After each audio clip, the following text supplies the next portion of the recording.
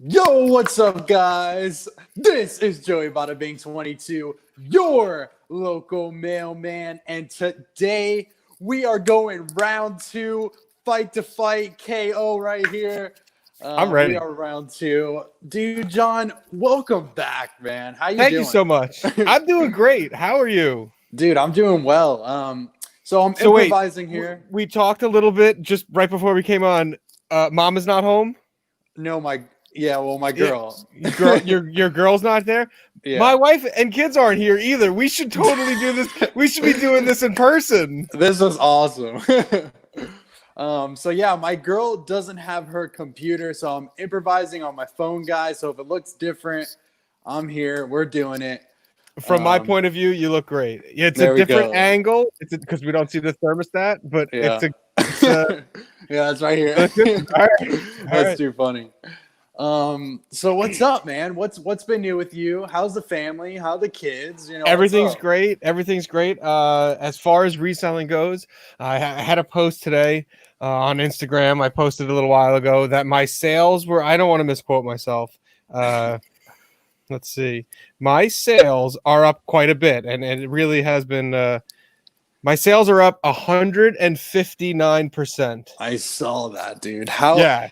So what is your So magic plan? Is it just because we've reopened and everything's back open, or? yeah, man, it's been one of those things where we kind of alluded to it as resellers. We all kind of knew how things were going to go. Had the lockdowns gone longer, and looking at our death pile, and then the death pile starts selling, and then it gets smaller and smaller and smaller. Oh, yeah. And I mean, just in the nick of time, right when I was going to hang up the old DC picker hat and go, you know what, I'll see you when this thing opens up.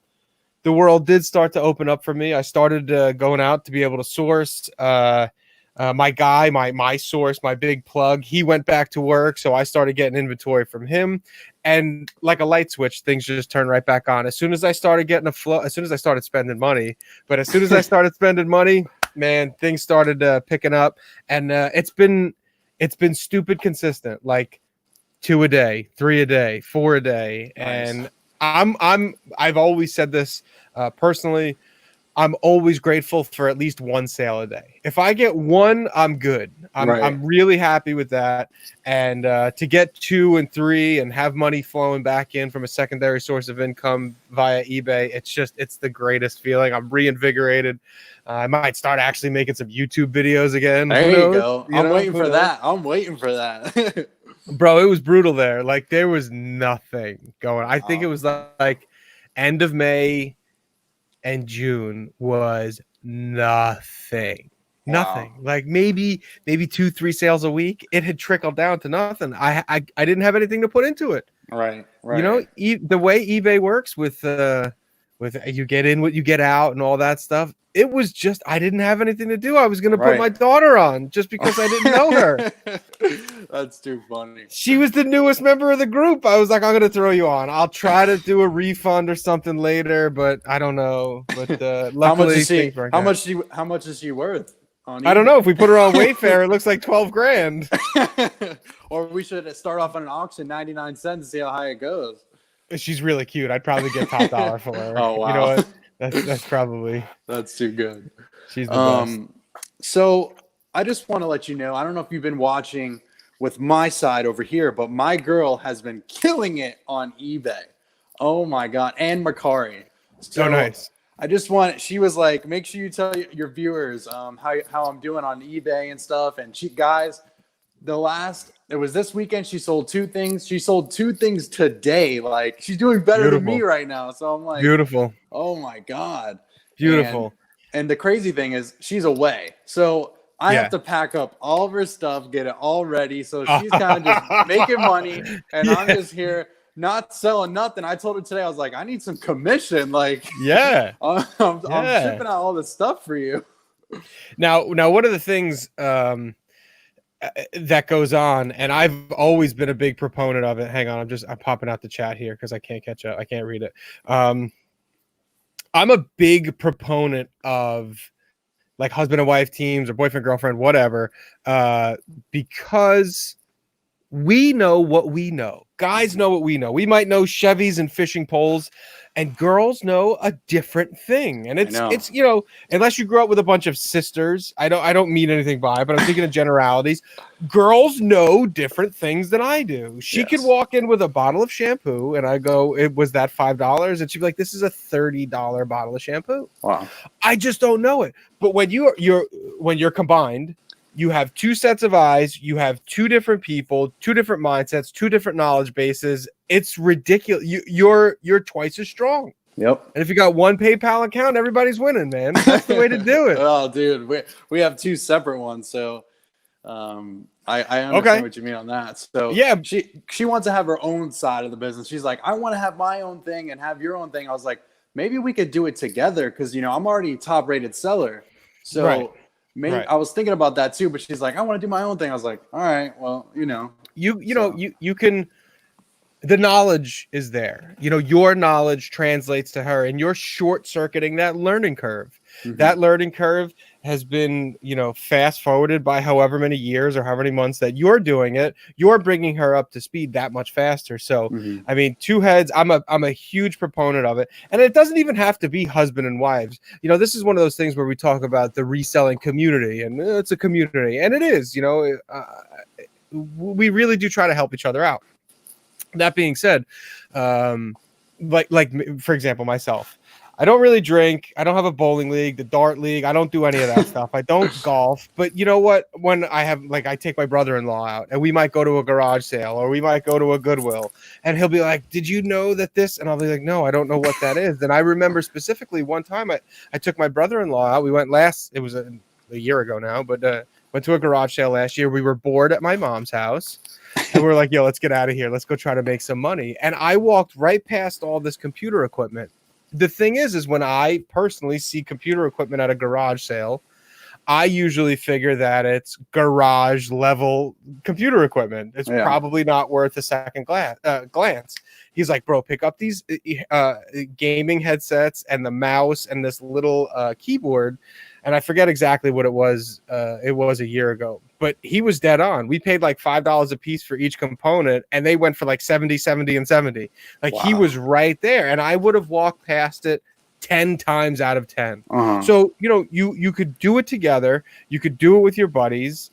Make a little competition out of it, and two heads are totally stronger than one. That's what I was saying. We went together for the first time as like resellers. Like I went just me, and she was just tagging along, just walking around, like not that she wasn't caring, but not in the reselling mind, Sure. So when we went the other day, it was just like she picked up something, I picked up something, and it just works, and like you said, two minds are a lot better than just one. So when we were in there, it was just like we were picking up stuff like left and right, and I can't wait to have that dynamic duo with me and her just keep flowing and just keep doing it, Sure.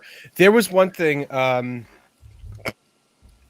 Mrs. DC Picker has her own business, not reselling. She has her own business, and one of the things that she sells as part of that business is like a fitness and menu-y type thing where it's laid out for a month or a year. Okay.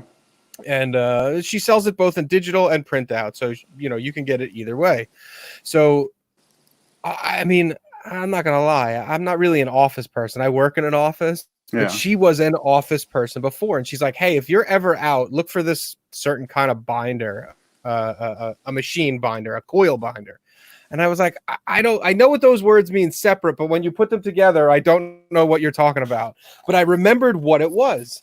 So just recently, I was out there and I saw the thing that she was talking about in the Goodwill down at the bottom in the office supply section, and Joey, the thing resells for like $170. No way, bro! I'm telling you, what? It was like $170, and there it was. It was $40 in the Goodwill, but I would have never known what this thing was. Again would have walked past it 10 out of 10 times, thinking it was just some old thing, like old office supplies. She told me years ago to look out for this thing. And sure enough, man, she was right. I picked it up and I was like, it was heavy. It fit in a flat rate box. No big deal. It went from 40 to 170. That's wild. And that's what I'm talking about. I'm so good. I'm the DC picker. And she just had her own knowledge base, her own thing. And I could do these examples all day. You know, whenever you're able to do it with two people, man, that's a win. That's a win. And the cool thing about it too is like for example, Joe Philly Picker. Well, I keep promising one of these days I'm going to go up and meet Joe Philly Picker. And if we go out, more than likely, I might not sell the things that he does. Again, I don't think even interpersonally it translates to as us being competition. I'll go, Joe, you might want to pick that up. Like, I don't mess with clothes. He might mess with clothes and go, hey, you know, that's a good brand. Or he doesn't mess with what I mess with. You're only going to help each other out. It's only going to work out better for you.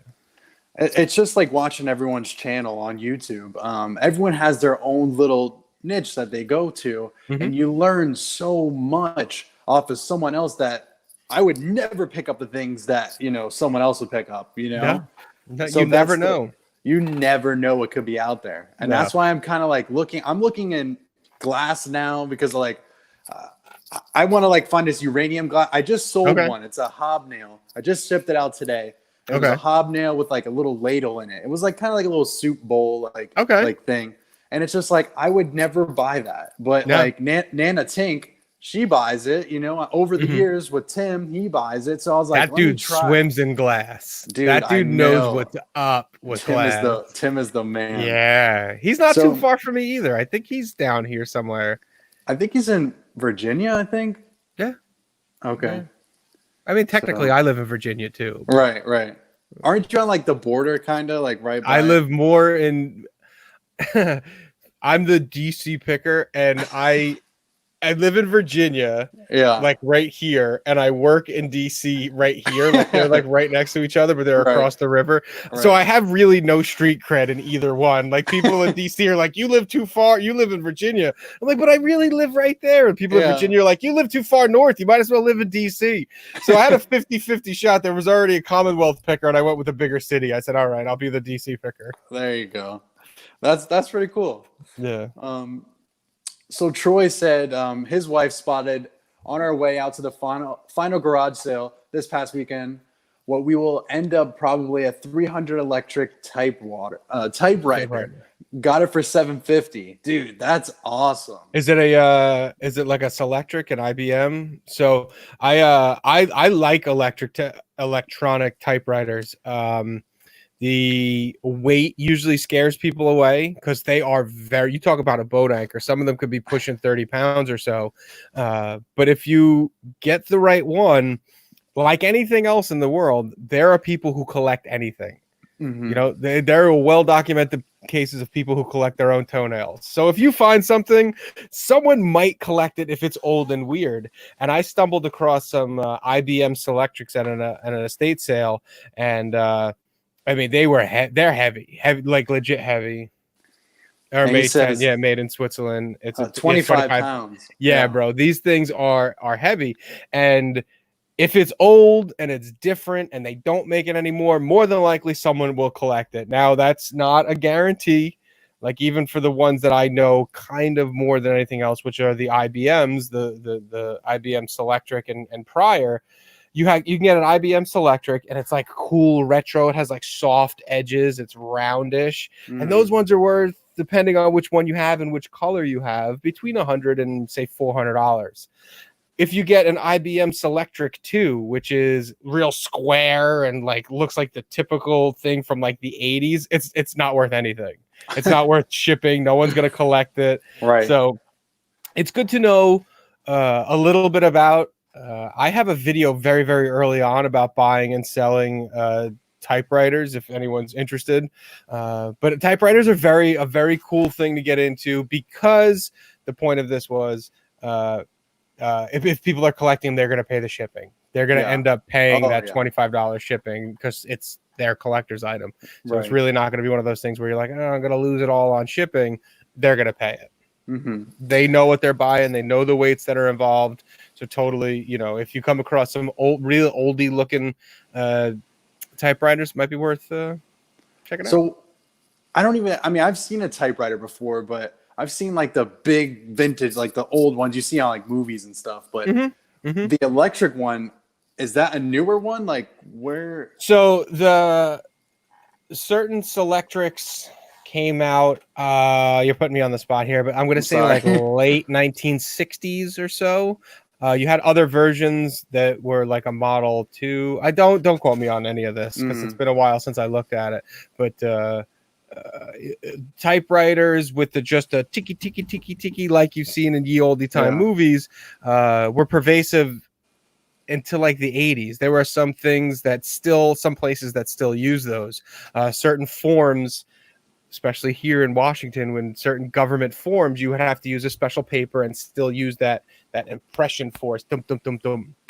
The electric ones used a ball, and they put all of the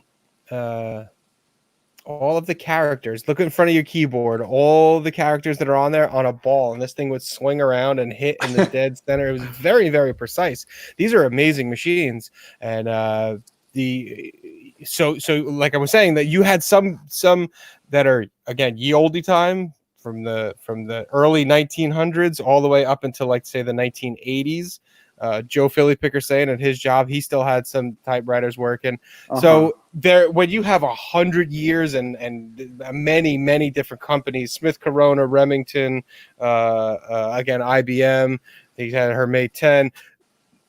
There's a wealth of knowledge, and you could really get into it. But the good thing about them are they're usually well marked. These brands were proud of what they had.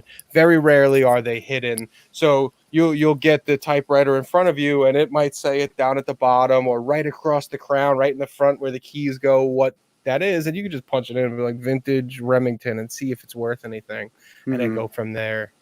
What are the brands to look out for? I'm a big IBM fan. Okay. Pretty sure Smith Corona is one to look away from. Like those are more modernish style.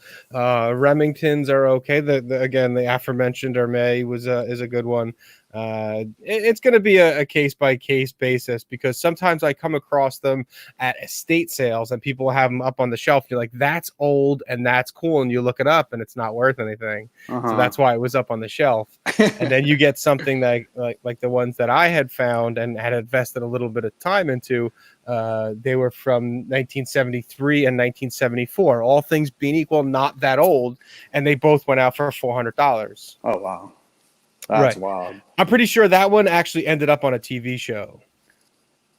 Yeah, I sold one of them to a production studio. Isn't that cool? Like someone else had something sale. It was like to Stranger Things, like an old jacket. You know, it's just like it's so cool to see things go out to like an actual production. Like you had that, and it's gonna go on TV or something. Like that's cool. I sold it was one of the blue typewriters that I had. There's a show, a lot of people knew Good Eats, the cooking show with Alton Brown. He had a new web version more recently, and it went to that production company. And I don't think I didn't watch all the episodes, but I know there was one clip on YouTube where he's like, "Oh, look at this typewriter," and I was like, "Oh, I know where that came from." Yeah, dude. Yeah. What?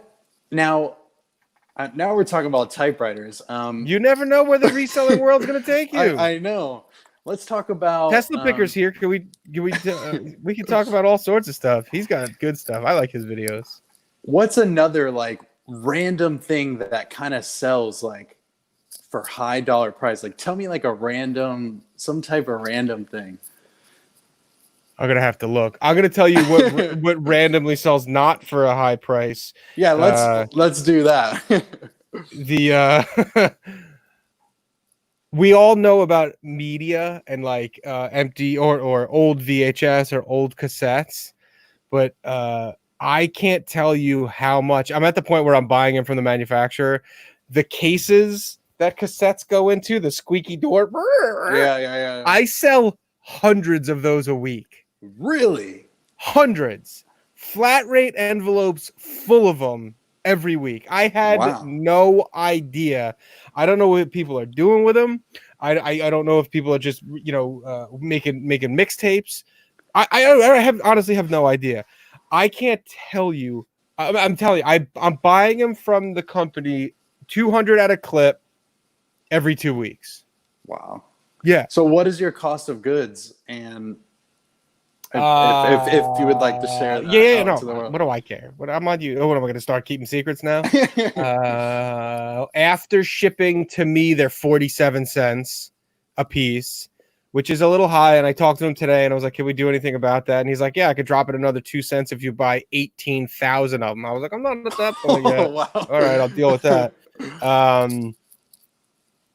And then they go out for like $1.20 a piece. So, 80 cents or so a piece. But it adds up. It adds up. It's volume over the big one. I believe I said it on my show that it's the first thing that I've ever bought with the sole intent from the distributor to buy, or from the manufacturer to buy.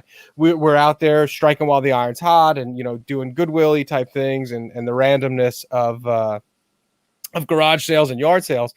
This is the first thing where I know I'm guaranteed there's going to be a couple $100 coming in from empty cassette cases this week, and it's just consistent. The hardest part now is I can't get any padded flat rate envelopes. I'm dwindling down on my stock. Really?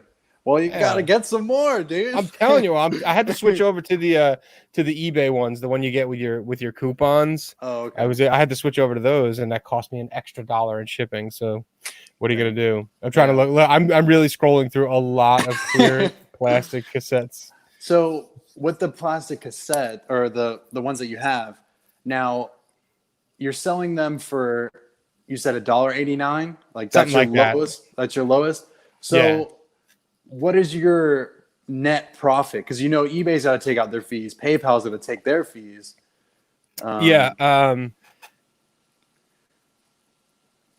So it's the math on camera is never good. I know, right? $7.75 for the flat rate envelope, so it's 21, and I'm in for 11, so it's minus 10%.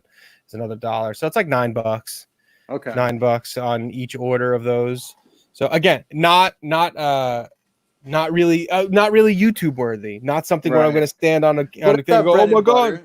It's bread and butter all day, and you're slapping it on there like this. Bro, I don't have to do anything. I hit reorder. The things show up at the door. I put them in envelopes. I put them on the shelf, and then they go into the storage unit. And as they get ordered, I just pull them off the shelf, put a label on it, out the door. It's tremendous. I mean, as far as reselling goes, it's my favorite thing. I don't have to do anything. It's fantastic. So let's jump boats. Destiny, my girl, is saying, does anyone resell books? And she's been trying to get into the book game. Okay. Do you have any knowledge on books? I read them. That's about it. I read them. Okay. I thought when I really got into it, I thought I was going to do. There was a story I heard on NPR one time, and please don't think less of me because I was listening to NPR, but everybody has a weak spot. There was a story on NPR about these guys who were doing straight up arbitrage, similar to what we do, where they would go around to college towns and they would buy textbooks for cash from the kids on the outgoing classes. They had spent $1,000. The guy goes, "I'll give you $300 for this semester's textbooks." And the word got out, and they were like filling trucks full of books at pennies on the dollar. And then they hold on to it for 3 months, and they go back to the same town and or use Amazon and or use eBay and go, "I have the books that you need right here." And it would make a ton of money. And I was like, this is me. I could do that. I got 1,000 colleges here in Washington, D.C. I could do this. I'm ready. I'm going to do it. And so it goes. By the end of the NPR story, they were like, "Yeah, it just doesn't work anymore. There's too many people doing it." I was like, oh, damn. Yeah. They didn't talk me out of it, though. I'm going to, so at the time, I'm going to go around and do it and get into books and go to the Goodwill. My Goodwill has a tremendous book section. And to me, Joey, it just wasn't worth the time. Right, yeah. Scanning and this, and I'm only going to go for textbooks? Maybe. That might work. Because then you'll get reinvigorated by someone on YouTube or Instagram that goes, "Bro, I hit the jackpot. I got one book. I sold it for $500." And you're like, "Yes. Oh, man, I should do this." and I kind of equate it to, I watch a lot of fishing videos on YouTube, and Okay. you watch fishing on YouTube and it's an 8-minute clip, and somewhere he drops in there, oh yeah, this was 8 hours of fishing. You're getting that kind of curated view. He put 8 hours into it, then he caught the big fish by the end of the video. You're seeing this Instagram post. You have no idea how many books that they scanned to get that one $500 book or that one $80 book.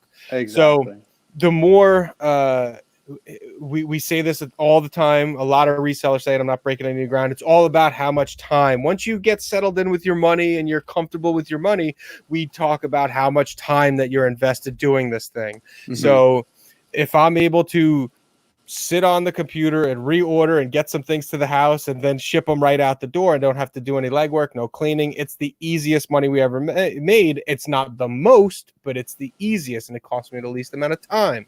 At the same time, if I want to decide to get into the books, I got to get a scanner. I got to get on there. They have little finger, scanners. Blip, blip, blip, blip, blip, blip, blip. And by that time, I could have picked 3 things off the electronic shelf at the Goodwill, banged out 200, and been happy with my day and out the door in 25 minutes. So it's all relative to what she wants to do. Right. It's always worth it to look at it at garage, not necessarily garage sales, but estate sales. There's a reason why those people hung on to those things. It's either sentimental or they actually have some monetary value. Garage sales, more than likely, they're just paperweights. Dude. They're just trying to move some space out. So it's books are a tremendous topic. You could be a bookseller unto yourself and not look at anything else. But I don't think that it's something that the novice should just jump right into and go, oh, I'm going to let me just say it this way. There are easier ways to spend your time and that it would be more beneficial to reselling than getting into books. Now the chat's talking about plush right now. Have you jumped in the plush game? Because I think it's awesome. I'm in that game. Have you been in the plush game? So back when I first started why am I laughing? So back when I started my YouTube career, I made videos every day, and now I don't make them at all, but I used to make videos every day. And sometimes I would have these grandiose ideas and these big ideas and these big plans, and they would get kind of lost in the message because the day before I didn't say anything and the day after I didn't say anything. But there's one video that sticks out, and it's not. I'm bringing it up not to have people go back and watch it to show that I'm not just goofing on you, but I have a theory about reselling and resellers and the certain items that they get into and then get out of. Okay. One of these items is plush, and it's one of those low area of entry to get into that most people get suckered into in the beginning. And they're like, I'm going to sell plush. That's it. I'm the Disney guy. It might be different from you down there, right? But I know that it's one of those things that seems really, really easy in the beginning. And you're like, I'm going to do it. I'm going to do it. And then it's one of the number one thing I tell people to get out of. Get out of plush. Stop with the plush. Yeah, stop with the plush. Stop it. Now, that the caveat to that is things like I do, specials, special editions, Disney drops, things like that. Space Mountain's going out of business and you pick up those and sell those for a profit. I'm all about that. But you could replace the item being plush with a pin or this month's ears or anything. Disney stuff is kind of like the asterisk to that. But I see folks not dissimilar to the books where they're like, oh, I found this 1994 Little Mermaid and I made $85 on it and I paid 85 cents for it at the Goodwill. And how many Carnival plushies did you go through to get that? How many did you look at? I mean, it's all relative. Yes, there is a great ROI on plush, but it's. I go back and watch the video. It's like it's. We gotta have someone find it real quick. If someone could find that video and put it. I think it's like the top 10 do's and don'ts when you first getting into reselling, something like that. It's like get into junk. And you get comfortable with the system and then get out of junk. And I specifically say plushies. I've been very anti-plushies. Plush Okay. takes so long to move most of it, but there are unicorns there. Sold tonight during my live. Peanut from Jeff Dunham for $45 plus shipping. A couple days after buying for $5. Uh, Okay. Okay. I don't knock anyone's hustle to make money. But if you wake up and you rub the sleep out of your eyes, and you're like, today is the day I'm going to conquer the world and buy myself a Honda Civic on all my plush money. I don't think that that's the way to go. I think there's it's a very strong niche there, because when I run through the store, like I run through the Goodwill store every single day while I'm on my lunch break, and at first I run to the shoes, the hats, the electronics, and then I get towards like the sporting goods, and then next is the plush, so I kind of I see like the old ones that are there. And I think it's funny. Out of all the things that you could have mentioned, you mentioned plush. I've been so anti-plush for so long that out of all the categories you could have went with, you went with, oh, what do you think about plush? Dude, I mean, it's just it's cool for me. I don't know why. Like you just I don't knock anybody's hustle. Yeah. You do what you want to do. But if you're just getting started and you watch what's her name, Flippin' Hippos, and you're like, oh, I could do this. She's really good at it. She's an expert at it. That's why she's good at it. Good for you. I mean, if you're doing it, do it. Dude, it's awesome. Cajun Reseller, I don't know if you know him. He is like the plush god. Okay. He's in the chat here somewhere. But right. That guy, I just watched his YouTube video today. He just put out. He's selling plush and buying plush like it's no tomorrow. And I mean, it's just what catches your eye. I mean, it's just like electronics, I'm sure with you, electronics is like, boom, you got it. Yeah. It's just like, it's being diverse, everyone has their own little thing. You can be diverse, but at the same time, you can, I don't want to say learn from other people's mistakes, but you could heed other people's advice. Yeah. Yeah. Me and Mountain Man, we seem to be pretty in line on this one. Like the clutch, you could move away for the same amount of time. And I think that it kind of goes along with one of the things that I espouse as far as reselling goes. In order for you to move out of being a hobby seller and into someone who's can rely on reselling, even though I just got done saying that we had a really, really bad month. Let's take the coronavirus out of this. I'm a big proponent of it takes money to make money. Right. It takes money to make money. Yes. And buying $5 plushies or $2 plushies and turning it into $25 is great. But are there better ways that you can spend your time? Right. And that's all. If you're doing it every day and that's part of your routine, awesome. I'm not knocking that. But don't become myopic and go, I'm going to be the new, plushie seller when there are other categories that you could learn that could possibly be more profitable. And then, that might be a little bit better sellers than plush. Like when my girl just started with with eBay, with the reselling game, she was just strictly on the shoes and hats because that's what I did. She's just listening to me and what I do. And I was like, Des, you got to go out there and look at other things other than just, the hats and the shoes. Because the other day she went to Goodwill and she saw a speaker, and I was like, Des, go to electronics. Go to the electronics. You will find something. Just go and look. You don't have to buy anything. Just look. She went and she bought a Sonos speaker. I don't know if you so I know. She bought it for $750. What? A white one. It was like this big. It was like 10 pounds. Yeah. She sold it literally in 2 days for $150. Oh yeah. All day long. Yeah, man. I couldn't even believe it. And like that was her first big sale, and I was like, this is what it takes. You gotta do it. That's you it. know? That's you gotta look around. Like, and she was like, oh my God, she called me instantly. Actually, I think I was with her. We were tubing down a river down in Ocala, and Did your speaker pay for your tubing trip? Oh yeah, my dad paid for it, but euphemistically in the karma of the world that did. Yeah. But she, that sparked her, and I was like really excited that happened because now she has the itch to keep doing it, Yeah. So I want her to keep pushing. So I'm extremely jealous. I'm actually taken aback by how jealous. I wish I found a Sonos in the wild. Good for her. Great job. And she's just starting and finding a Sonos speaker. I mean, just can you believe it? Amazing. I can't believe it. But you have things like that. We all have days or situations where you're like, this is too good to be true. This is really too good to be true, and I wouldn't believe it.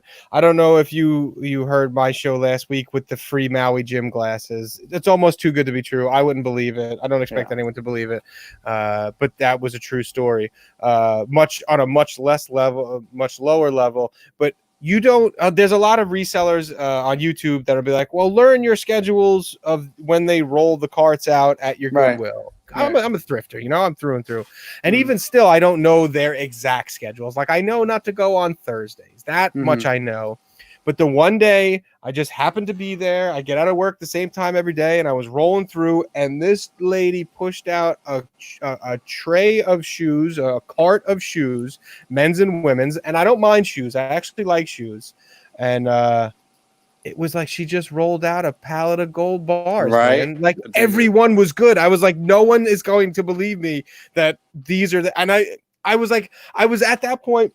I started playing the law of averages, where I was like, this one, and this one is good. I'm just taking this one. Yeah. It has to be good. I'm taking up too much time scanning and looking through it, and I ended up buying the whole thing and making a ton of money on it. Dude, I know, man. It's fantastic. When you see those workers just casually rolling out something and then they leave it there, it's just like, oh, I love it. It's just it's the coolest thing. And when the more you put yourself into it, again, relating it to fishing, the more times you're out on the boat, the more times you're out there thrifting or doing whatever you want to do, the more you're going to come across these things where you're like, did this really just happen? This is unbelievable. And you get a 7 into 150. Exactly. You get a 40 into a 180. These are great things that you only get by being out there and doing it and not looking at plush. Berto the noob. He says he's got a noob question. When you say plush, you're just referring to stuffed animals, and it's just basically stuffed animals. It's what you see at Goodwill, where there's a million stuffed animals just sitting there. So, and what are the ones? Go ahead. I'll continue the conversation, much to my chagrin. What are you looking for? Are you looking for Disney? Are you looking for discontinued? Or what are you looking for? I'm looking for just something that just stands out. Kind of when you feel it, that it feels good. Like you touch it and you feel like it's good quality. Mm-hmm. And that's what I kind of just feel it. I mean, you could tell like a carnival fair toy where you can feel the styrofoam inside, and I push those to the side, but kind of just the quality. That's what I look for. Okay. And I mean, my girl just picked up these Alvin and the Chipmunk plushes. And the girl Alvin and Theodore and the girl Theodore. It's just like cool stuff like that. It's like she looked it up on eBay and they were selling for like $25 a piece. So it's just like you said. It is a difficult thing and it's hard to sell. But I actually found this horse. It's called a Liberty horse. It's like I forgot what the name of it was. It was like Paul Revere. Something like that, but it's just a brand that just flips. There was another one. Another horse. It was a Beverly Hills horse, and this one was like pretty big, bigger than my head. I mean, it was like something like that. Okay. And I sold that. I put it on eBay for $39.99, and I sold it like this, and I bought it for 99 cents. Nice. So it's just some of those things, when you sell something like that, you got to keep looking. You know what I mean? So, of course. It's just that. Of course. I'm let's get off this subject. You know what? Again, I don't knock anybody's flip. And if you're into it, if you're doing 99 cents into $35, that's a great flip. That's a fantastic flip. I'm not going to knock anybody for that. Yeah. Is that the exception or is that the rule? I saw Cajun reseller says Build-A-Bear. I'm not making fun. What does a Build-A-Bear go for? What could you get for? I mean, you have some of the Build-A-Bears where they're limited edition. There are. Like, he picked up one that was Rudolph the Red-Nosed Reindeer, and those only come around during Christmas. So you got to think that's a good like one to pick up, know? So sure. What else did my girl picked up? A Frozen one, like the Disney movie Frozen, and it's upstairs. It's like a Frozen bear, you know what I mean? But it's something like that where it only comes out for a short amount of time. They're never gonna make that. See, now that's what I started with. That's what I started. I'm all about like a limited edition or short frame and getting top dollar because it's of supply and demand. Is the market? I mean, I guess I don't know. Maybe I spoke out of turn. I didn't though, but I'm just trying to be polite on your show. But I don't know who's gonna spend $39.99 on eBay if I can order it on Build-A-Bear.com for $15. But what you're saying is no, these are kind of different and they're rare and they're oddball. And it's just another niche. Okay, I can get down with that. Right, I can get down with that. That's that's understandable. So I have Josh. What's up, my man? Flip finds fun. He's saying toys. So I actually just picked up, kind of like action figures or stuff like that. I just picked up a whole bag. I haven't even looked at it. It's still upstairs. But you could be sitting on something though. I know, dude. You guys, listen to this. I'm at Goodwill and I walk around the whole store, look at my plushes, I'm just kidding. And I come up to whatever, I got all my stuff. I walk past all this profit and head right towards the plushie section. I go to check out and under I was at the cash register, and at the other one on the other side, under like where the cash register is a whole bag of action figures. And I was like, I told the guy, I was like, can I see that? And he was like, oh, I don't know if it's on hold. And the lady was like, nah, here, check it out. So she gave me 2 bags of action figures. I was like, I'll take it. There were $2.99, both bags. I'm like, beautiful. I'm taking it, dude. I don't care what's inside of it. I'm going to take it. For $2.99, you take a shot. Yeah, I'm going to take a shot all day long because it was filled with action figures that are like this tall. So, I mean, you got to think it could be worth something. I haven't even looked through it yet. But well, you know what? For $2.99, that's not really an expensive lesson. You go, all right, I took a shot. You wouldn't do that every day. Don't do that every day. You'll go out of business. But, for $2.99, you're looking at it. That's a good buy. What about toys? Toys is it's a small word, but it's a very, very wide subject there. I think we talked about this last time, but if we didn't, in a Cliff Notes version, I don't sell toys because of how I got started in reselling. I got it started in reselling, ripping off parents for Christmas, buying the hot Christmas item, and then I would be the guy that you were cursing at. So now that I have kids, I like try to get some of that karma back, and I don't sell toys. Now, that being said, I do sell adult toys, hard to find Matchbox cars, vintage Matchbox cars, vintage G.I. Joe, all the old Fisher Price from the 70s. That stuff I'll sell all day. But to get the new Christmas item, the new hot present this year, I buy all of them. Yeah, no, I can't do it. Every single one. I used to be that guy, man. I used to be. But I don't do it anymore. Now, that being said, the vintage and the hard to find and kind of cool stuff. I don't know. Would you consider trains and Matchbox cars toys? Technically, yeah. And that was, I live for that stuff. I live for that. I'll walk right past the plush and head right towards the Lionel trains. The old G.I. Joes, old Matchbox. I love that kind of stuff. That's cool. I just want to find something like that. And I might have it upstairs. Yeah. Yeah. So I looked at it I just looked at it 1 second. I was like, I'm buying it. I just saw the price tag and I'm like, that's it, Someone asked, what about Budweiser beer steins? Yeah, I was about to. What do you think about that? Those are almost universally a pass, aren't they? I just don't pick them up because of what I've heard from other people, other channels, don't even waste your time, Yeah, I'm pretty sure that what you heard is correct. Now, so here's the thing. We all walk around with every bit of human knowledge. Every bit of human knowledge ever created is on the other end of this thing.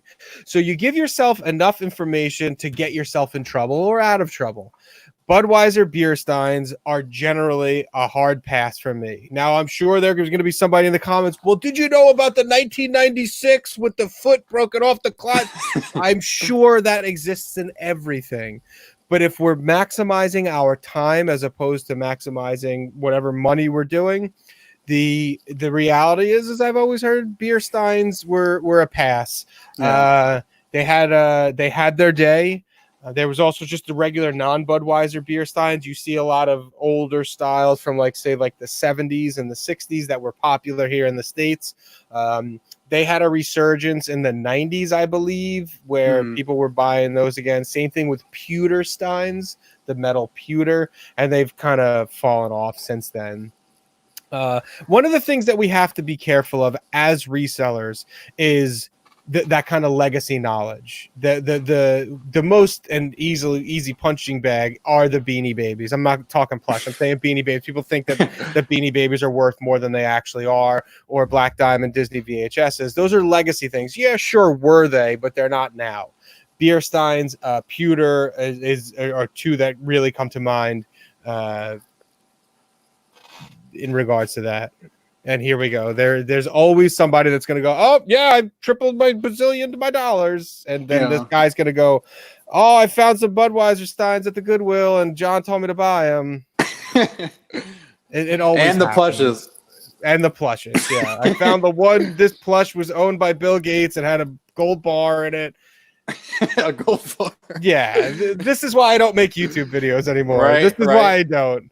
So I've been picking a fight. I've been running in for the last couple of weeks. I've been picking a fight with Reddit, and I'm pretty sure that word got back to Reddit because all I've been doing is punching back on negative YouTube comments, and I'm like, I just don't have the energy for this, and I'm still doing it. I still do it. I can't not engage. I can't not engage with the negative comments. Prince Burke says he just made another sale, $30. Nice, my man. Do it. Do it. What's up, YouTube talker? YouTubestalker.com. I've never seen that name, but what's up, man? How are you? What's up, everyone in the chat? I haven't talked to you guys, but I appreciate everyone being here, checking us out tonight. So what else, John? What else can we dip down into? I'm trying to see. I want to see how much Budweiser beer steins go for. let's because this is just one of those things. Now I want to know. Yeah. Okay. Oh, look, I got a sale.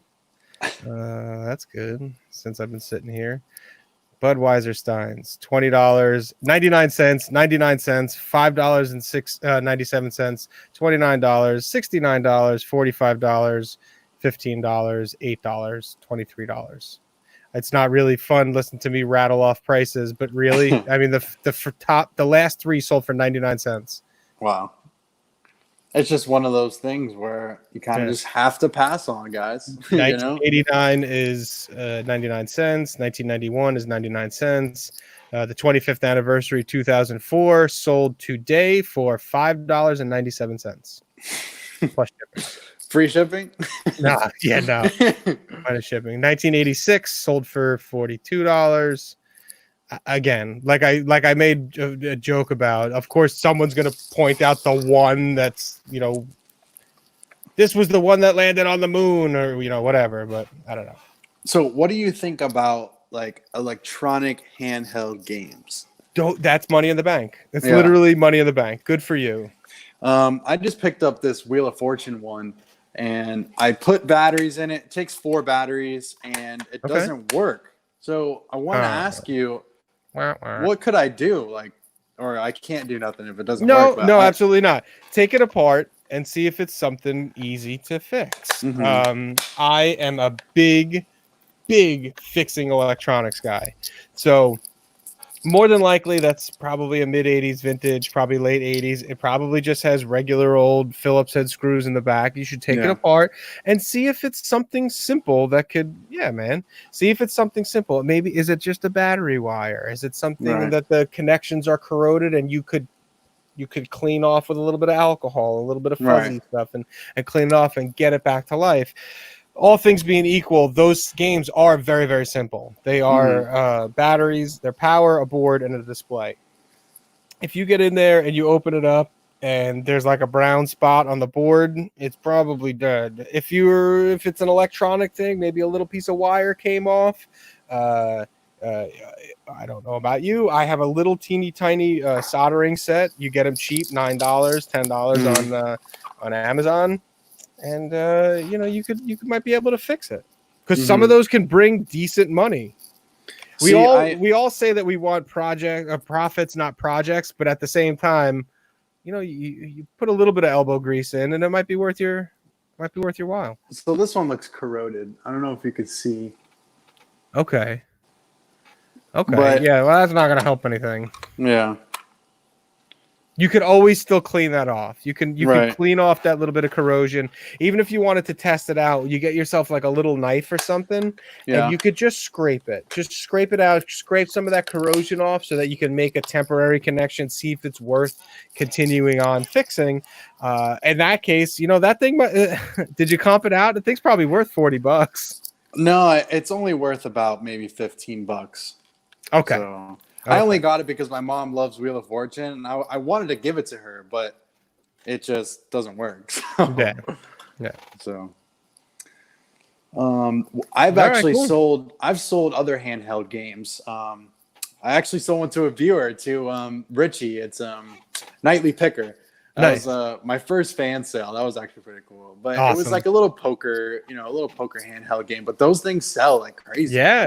Yeah, So, people love those things. have you picked any of those up before? I never see them. Really? They're totally on my bolo, and I never see them. Yeah. I look in the bric-a-brac. I look in the nooks and crannies because I think regular people, the people that walk the street, are going to look past and go, that's just an old game, not realizing what's there. And there is someone out there who's getting them before I am. Mm-hmm. They're totally snaking me on it because I never really come across them. So my grandma's got 1 million of them, though. Really? You should go check them out. You should go check them out. Nah, I'll give you $20 for all these. Haggle down to 15. So I've been really big into like the trading card game, like baseball cards, basketball cards. Yeah, man. And how's that working out for you? It's actually really good. And I actually just went to a card show this weekend on Sunday, my day off. And the cards that are out there, man, are just insane. Yeah. I've been trying to buy packs from Walmart and stuff, and I've bought some here and there. But what do you think about cards? Have you ever gotten into that? So, for the record, this is what I started my live show off with last week. For the record, I was in on basketball cards before all you guys were. Okay, I was into basketball cards this year, the mosaics this year, around the same time I caught the coronavirus, which was Valentine's Day. And now all of a sudden it turns out to be July, and everyone's like, "Oh, have you heard how good cards are?" And I'm just sitting here going, "No, yeah, told you, yeah, told you." But I mean, the generic tops and whatever that's out there are whatever, the collectors. But these mosaics and between basketball, they're unbelievable. Unbelievable. I've opened some. I got some Zions. I got some Jaws. But I just got a signed Gavin Lux. He plays for the Dodgers. I had a video that it was just crazy when you pull a card that's autoed, like signed. Yeah, it's just awesome. Nice. But I actually just opened these Diamond Kings, and they're really nice and colorful. Like they're like art type deals, and they're like canvas on the top. Yeah, they just look really textured. cool. Yeah. They're not really, these cards aren't really worth much. They're from Panini, but they're just cool. I just got a signed one. He plays for the Phillies, I think. But actually, this is my friend. He plays for the Tigers. Willie Castro. Willie Castro. He just got called up last year. Nice. He's their shortstop. So I got one of his cards. I bought some on eBay of his cards. I bought 4 of them and I shipped them out to him. I was like, "Bro, can you just sign these?" He's like, "Bro, I got you, man." Like, nice. And that was really cool. I got them in my room just sitting there. I'm gonna keep. Did you go to high school or something together? We played travel ball together. I You played did? Okay. baseball, and Yeah. he was like one of the star players. Me and him were on the team, and when we were little, he hit a home run, dude. And he When was you the were only little? kid. Yeah, dude, we were like small, and he hit a Yeah. home run. I was like, oh my god! And just ever since then, this kid was like one of the best players, you know. Yeah. And in high school, he went back to, I think he lived in Puerto Rico. And when he was there for high school, he got drafted and went to the Cleveland Indians, and then he got traded to the Tigers, and then he got Nice. called up. So Nice. that's awesome. Yeah, that's cool to know. It's cool to know somebody. I never knew anyone who played, but I grew up with an agent, which was pretty cool because we would get Wow. tickets to all Yeah. sorts of things. Like Monday Night Footballs, we would go and we would sit in the family sections. Like it was just really Nice. cool. So anytime you get to have that one connection that's a little bit more than John Q. Public, it always makes it really really a cool time. Yeah, so I mean that's great. That's great that you can also, and it's going to make you a better reseller, connect your passions. We've talked about this on and off the air, connecting your passions and what you'd like to reselling. And you might look at a card and go, I enjoy this, I'm using it, I'm done with it, now it's time for me to make money. And you can have that's the best part about reselling, is a lot of times we get to either use it or kind of lightly used for a little while, then go ahead and resell it. So that's a great thing. Somebody asked in the comment section here, what do I like to find? Okay, I'm going to get to that one too. I'm going to get to this one that's on the screen. But someone said, what do you like to find? So there we go. We haven't done, I guess we should have done a bio. I've been selling on eBay on and off since 1999. I've been selling for a very, very long time. And at this point, I have it whittled down to more things that I like selling than I don't like selling. I think that's how I wanted to say it. I like doing OA, online arbitrage. I like doing RA, retail arbitrage, and thrifting. I'm not big into garage sales or yard sales. I'll do them, but not much. And there's a reason why I named myself the DC Picker and not the DC Flipper. It's because I like things that are maybe a little bit more bigger profits. Bigger profits is a nice politically correct way of saying it. So if I'll buy a lot of laptops and I'll fix some of them up, and I might put a hard drive here and a RAM here and a battery in this one, and then sell them for a lot more money.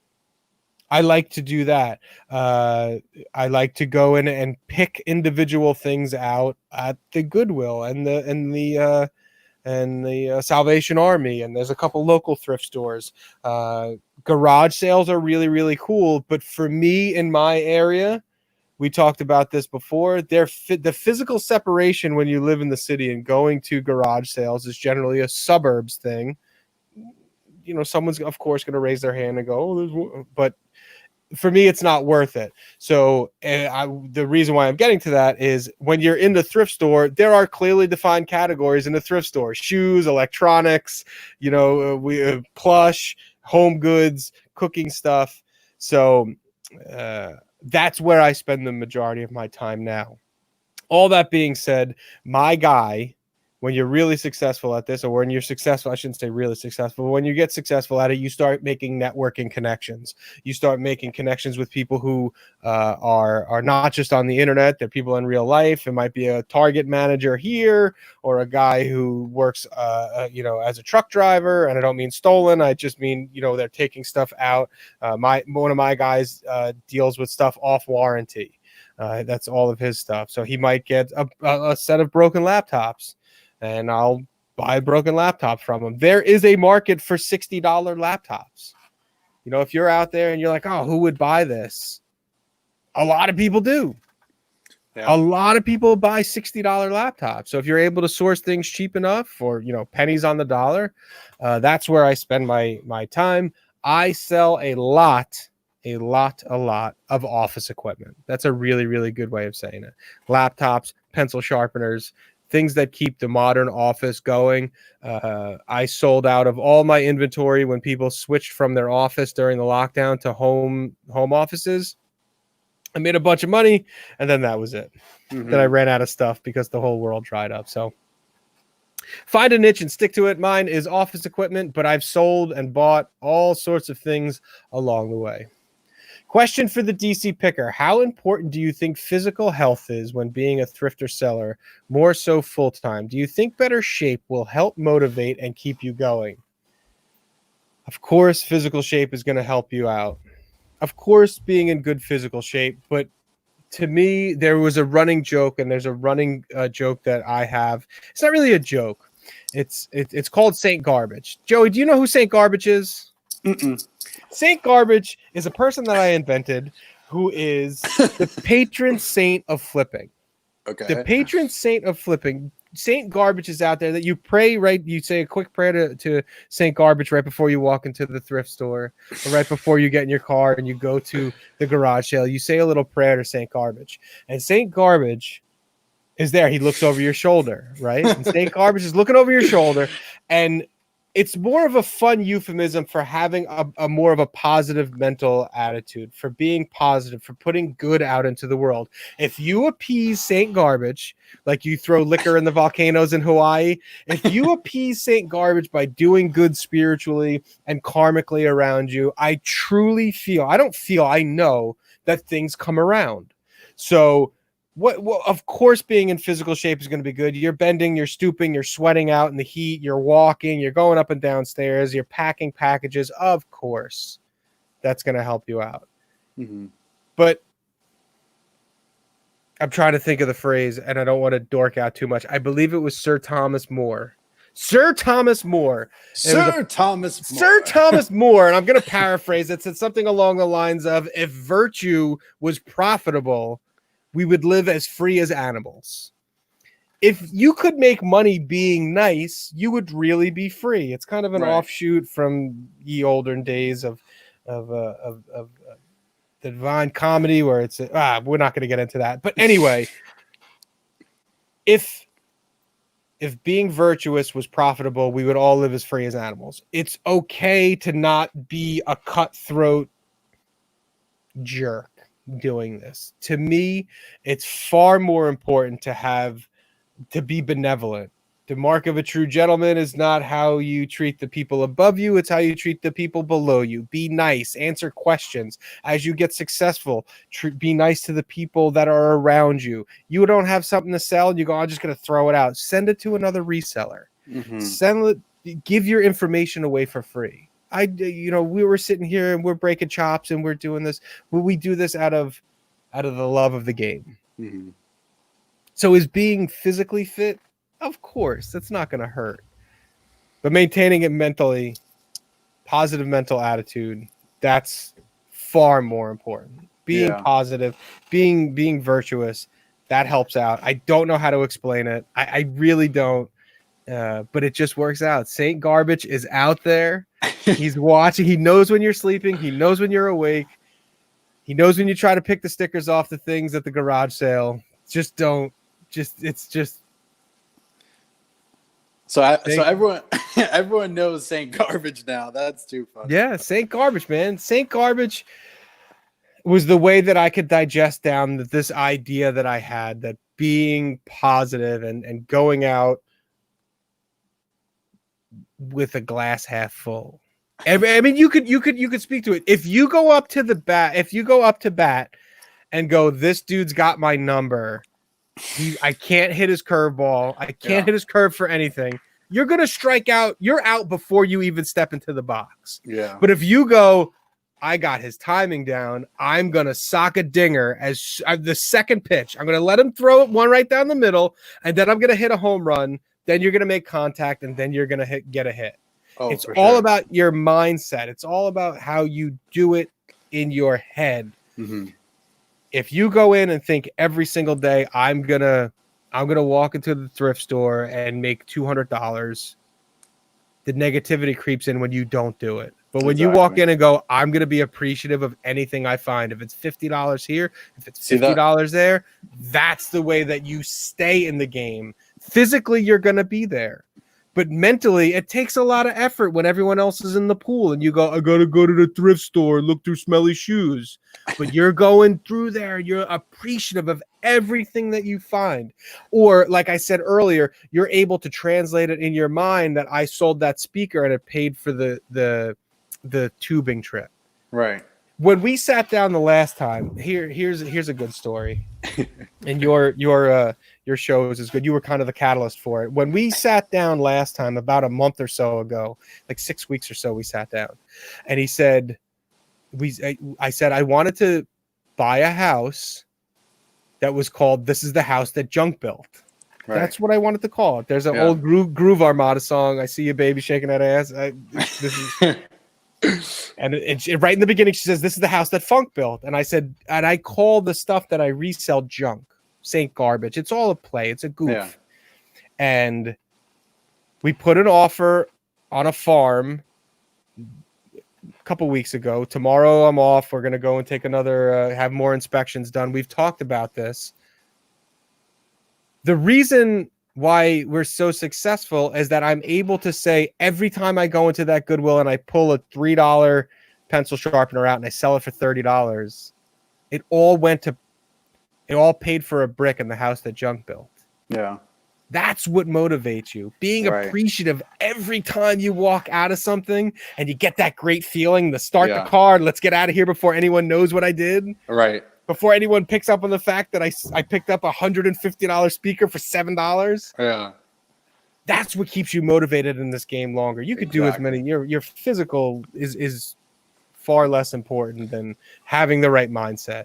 Mm-hmm. If you set yourself up to fail and you fail, it's going to take 2 or 3 times. You're going, I ain't doing this no more. Right. But if you're going open-minded, walking past the plush, don't waste your time, and get into the electronics where the real money is. I'm kidding, of course. Yeah. That's how you stay in the game. Anyway. I mean, that's the only way to live up by, because you got something that you want and you're going to go and get it, and being, and it is tough sometimes. Like today, I walked into Goodwill and didn't buy anything. And it's not like I have to go there and I have to pick up something. No. It's when I do find that item, I'm very appreciative for it. Yeah. And so it's one of the things that I've said throughout my entire reselling, throughout my Instagram. Sometimes the best sales, the best things you buy are the ones that you didn't buy. You don't want to be emotionally attached to it. You don't want a paperweight up on your shelf. You want to be able to flip these things. Somebody asked about a warehouse. Yeah. We're in the selling business, not the storing business. Mm-hmm. We should be running and gunning, but at the same time, you're not always going to buy. Don't take that as an L. It's not a loss. It's just a motivator to go to the next one or go out tomorrow, or you get 2 in a row and you go, okay, well, I'm burning gas. It's 185 degrees out here. Let me go home and be appreciative and then spend some time with my family. Let me go sit on the couch and watch whatever's on TV these days. Or go in the pool. With your kids. That's it. Yeah. That's it. That's how you're maintaining, without sounding like a bumper sticker, you're maintaining a positive outlook on things, even though something kind of crappy just happened. You went to 3 and you struck out. That's all right. Start again tomorrow. We all start at 0 the next day. Exactly. That cart comes out of the back door every day. You don't know what's on it. And Goodwill and the world don't owe you nothing. They don't owe you nothing. That's good. That's good preaching stuff to all you guys out there. That's how you do it. So I mean, hi, Colin Flips. Excuse me, Prince Burst resells. Thank you for the sub. Thank you very much. I do a weekly show that's just as dumb as this. It's awesome. It's fantastic. But someone says, are you looking to get in a warehouse? Like, is Josh getting a warehouse? He has a little storage unit. He just bought 17 pallets from Goodwill. Okay. He has like a little series that he's doing right now. Okay. And he just opened up his 3rd one, I think 2 days ago. And he has all of his pallets inside a storage unit. Okay. So and he's going through them all. It's a pretty cool series that he's got going on. Nice. If he needs that area to process it, that's understandable. That's that's cool. But I try to tell people to stay as small as possible, because that's also another motivator in and of itself. Staying as small and as hungry as you can be when you're looking at your inventory every day and you're like, oh, maybe I need to go and adjust this listing. Make sure that it's free shipping. Make sure that I wasn't in a different mindset when I posted it, where I was like, I know this is worth 90, even though everything else is selling for 70. Right. When that thing's right in front of you, it's easy to flip. It's easy to move. It's easy to push that thing along. When it's in a warehouse, I have a storage unit because I'm in a small quarters here. I got kicked out of my reselling room. It's a little bit harder. I notice that things sit more because I stop fiddling with it. It goes up on the shelf and I forget about it. I forget that, this thing exists. And then I sometimes, now with mama and the kids not being here, I go and I spend a little bit more time. I go and touch things and I connect with them and I go, oh, let's double check this listing. And, there are some times that, I don't know what I was thinking when I listed this thing. I don't know why I posted it I listed it at 129 when everybody else was at 90. I was trying to get that bonus money and I never went back and double checked myself. Also, in that regard, I don't know if Emily's still in here, but I still think of her every time I get one of those email from eBay where it's like, you might want to double check your listing. We don't really know what you were thinking when you listed that. I think of her every single time. That's great. And Why is that? I don't know the little short I story think that that. I'm pretty sure it's her. That she's like, I'm pretty sure it was her. That when she was like, I don't want to misattribute it to her. That she was like, this is the Emily you're screwing up email from eBay. Like, let me go back and double check these, because they do. Yeah, it was on an Instagram story. Okay, good. I got real red there. I got real nervous that it wasn't you. I was thinking of the wrong person. But yeah, these emails that come out, they're like, you want to double check your listing because you're like way off, and they're right. They are right. They have all the data. They're helping you out. But you can kind of short circuit that when the stuff is right in front of you, when it's taking up your basement, and you're like, why am I sitting on this thing for so long? Things go in a warehouse, and you're like, oh, it took 2 years to sell this thing. We're in the selling business. We're not in the flipping business. So maybe you were a little bit aggressive on the pricing. And if it's sitting right in front of you, sitting on the floor in the bedroom or downstairs in the basement, you're like, this thing's got to go. Exactly. Because in the grand scheme of things, when you have a warehouse, that's now overhead. So this thing that you bought for $7 and could sell for $150, and then you're paying rent on that thing. Well, how much did you really make if it took 2 years to sell? Right. Very good point. Very good point. Yeah, I just have it in all my stuff in the spare bedroom, kind of like how you had it, but you got kicked out. But I did. I did. I guess the kids need somewhere to sleep. Right. I guess. So that was why I got kicked out. But when I had it here, it was you're way more streamlined. Unless not every storage unit has electric in it. If you don't have electric, I know my storage unit doesn't have electric, and the internet service is awful. It's a metal building, so I don't get any service. So I initially took all the shipping supplies over there, and I had 2 batteries where I would swap the batteries out in the laptop and hook up to the phone and do my shipping labels. The internet was so bad, it was like, you know what, I'll just take the stuff back and I'll take the stuff back to the house. I re-put the shipping stuff back in there just because you don't realize that there is time involved. Time is very, very important in this game. There's time involved with going to get it, going to the warehouse, sending it out. I mean, yeah, just think about us with the full-time job, and trying to do it all at the same time. It is very difficult. I got a little pile up there, but I see it, It's hard for me to have like a storage unit. So because I'm a little weird. If you haven't told, I have my own little intricacies, and St. Garbage is a real thing. I really truly believe in St. Garbage, and also the other thing that I believed in was touching my inventory, and not in a weird way. I truly believed touching it, and once she's not here to back me up. This is a true story. These are true stories. I would go in no matter what would go on. It was essentially a storeroom. I'm sure it's no different from what you have. You got crap all over the place. You kind of, know where everything is. God forbid anyone else walked in there, but you kind of know where everything is. Yeah. But I would pick stuff up and I would vacuum the floor. I would clean the room. I would just clean it up, straighten it up after the end of the week. And by the time the vacuum was off, something would sell. Something would sell. You were making that connection. It's weird. And she would back me up. Yeah, she's like, bro, you're weird. And I'm telling you, the room wasn't that big. But when it's in front of you, I have a couple things that come to mind where one was like a really fancy faucet, Moen faucet from I got it from the Goodwill for like $5.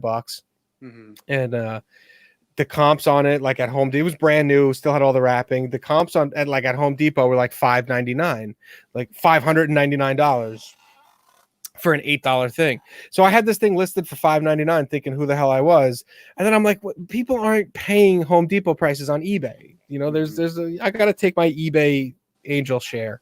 So it was in the room and I was cleaning it and I touched it and I went, okay, well, let me what am I comfortable with? So I put it up, I knocked it down to like 380, where the rest of them were on eBay, and it sold because it was in front of me and it was still a great profit, and I didn't want to look at it anymore. Exactly. When you have a warehouse, a storage unit, it's much more difficult. Look, where's that one? Greg Stewart. Greg Stewart, I swear the touching is a legit thing. I've had it happen so many times. I'm telling you, that is Saint garbage coming through like ET from your finger. That is a legit thing. Oh, yeah. You think it's a joke. Emily thinks it's a joke. She says we're superstitious. I'm telling you, these are tried and true methods. And you know what? Emily's gonna go around tonight. She's gonna touch some stuff. You better go touch some stuff. She's gonna just knock it off. Yeah. Knock it off. Go touch it. Man, I didn't even know I still had this thing. It's all the way in the back. You touch it, you brush it off, you let it know that it exists. And it's like that. It's like that Aladdin lamp where you get those 3 wishes. You know? You rub it and money comes out of it, and it leaves your hand in a USPS box. Right. I'm telling you, dude. Emily, go touch some stuff. Let's see. I'm cracking up.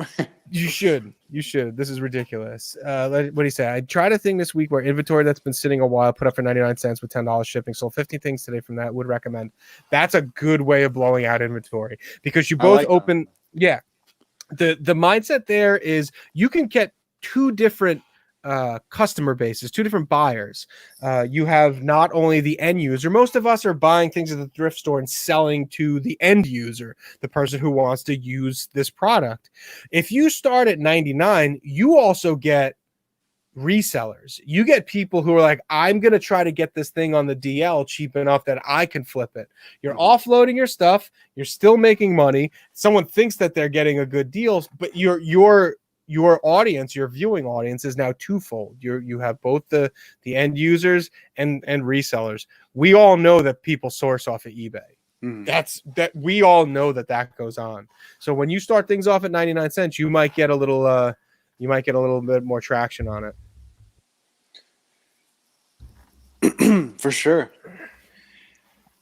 That is pretty cool way with 99 cents. Like if you're sitting on an item for let's say 7 months, a year even. I mean, I have stuff that are like that.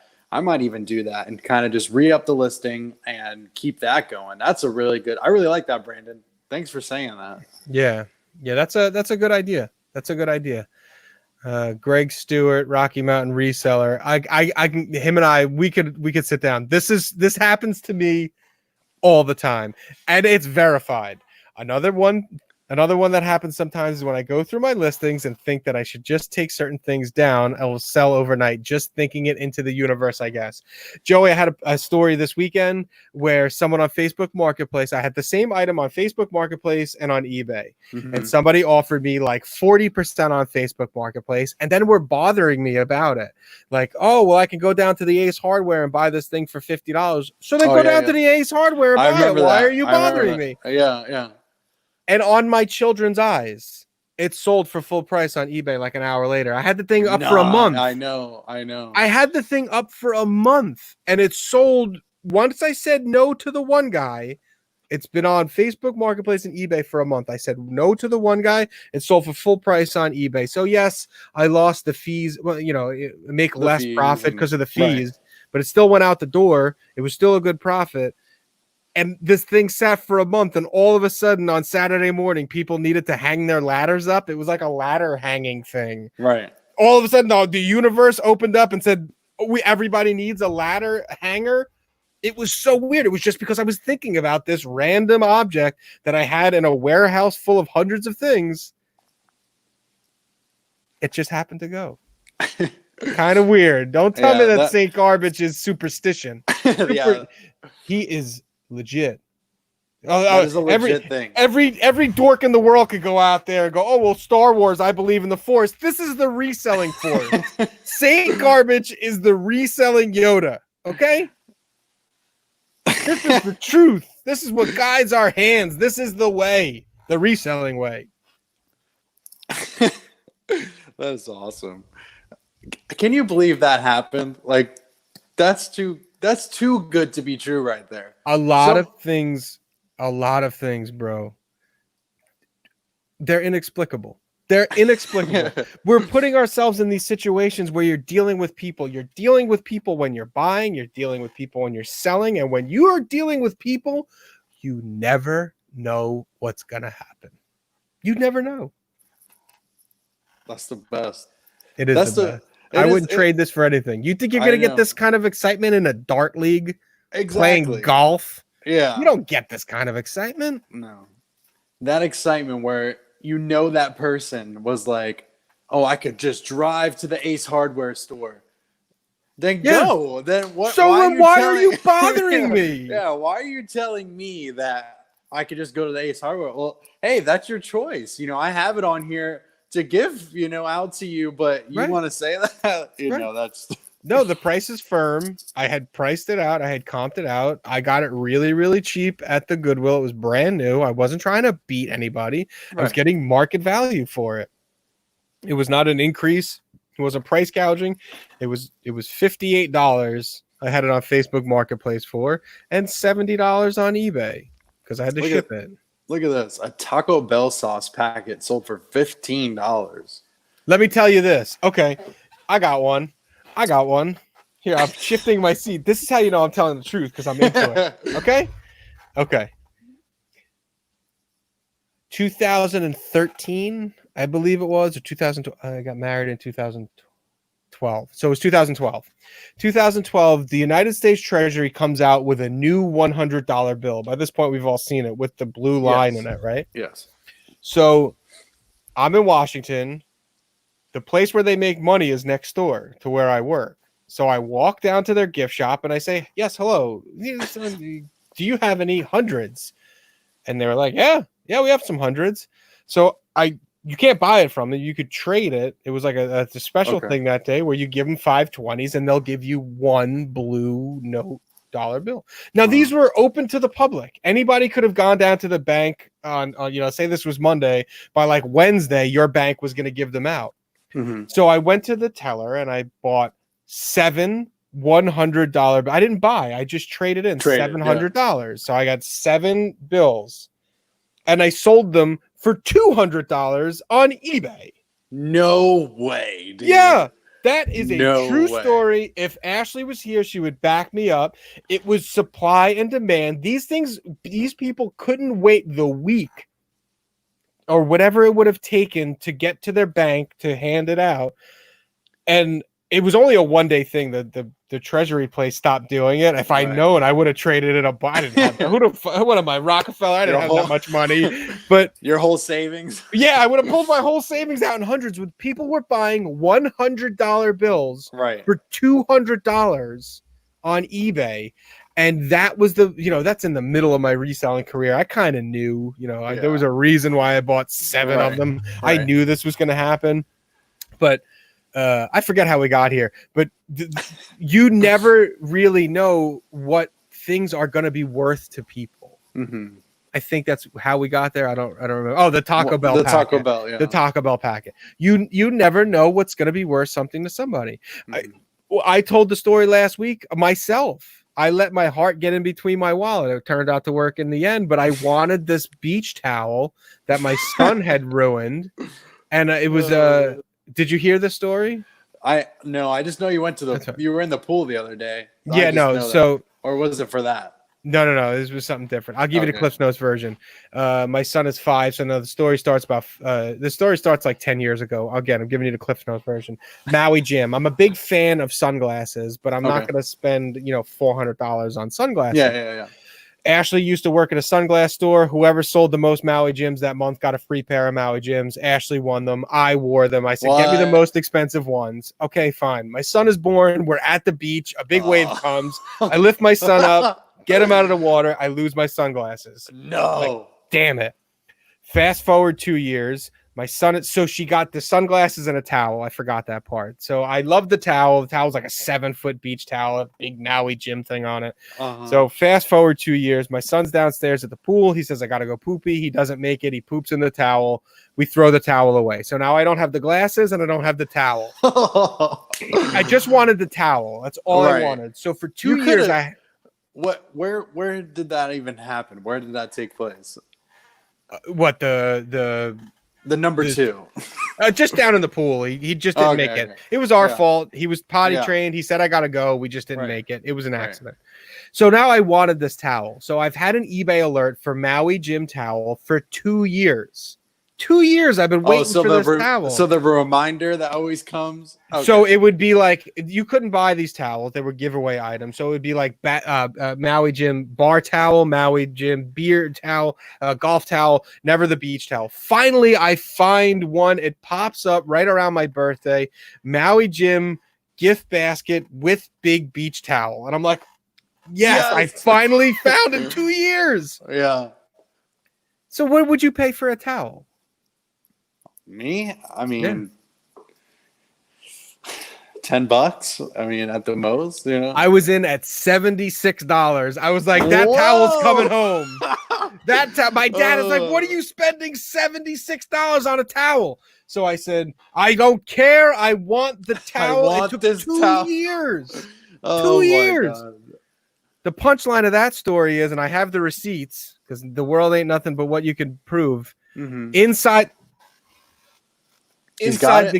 Inside the gift bag was a free pair of Maui Jim sunglasses. What? $429. That's meant to be. That is so meant to be. This is what I'm talking about. My son, I lifted him up. I lost my glasses. My son poops in the towel. I lose the towel. In order to re-get the towel, I bought the gift basket, and my son's poop got me my sunglasses back from the ocean 5 years ago. I can't wait for you to tell him that. I mean, I'm sure he already knows the story, but when he gets older, like he's 21 years old, I want you on his 21st birthday and just tell him that. Your kid will go nuts. That's a true story. I could get you the gift card. What did I Photoshop it? Inside the gift basket with the towel, it said free 1 pair of non-prescription sunglasses. So I got the $429 pair of sunglasses back. Yep. That is a crazy story. That's a good story. That's 100% true. I had Mrs. DC Picker right here last week on my show telling the same story. That's crazy. Man. The reselling world is crazy. What glasses are you going to get? I got them. You want to see them? Yeah, I do. Okay. Let's go. That's too crazy. That is awesome.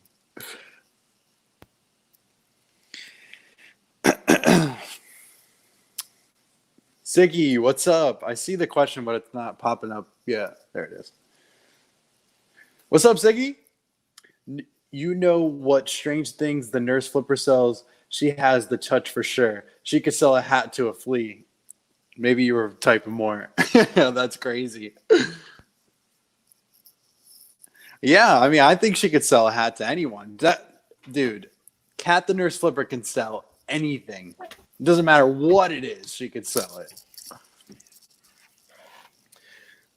So,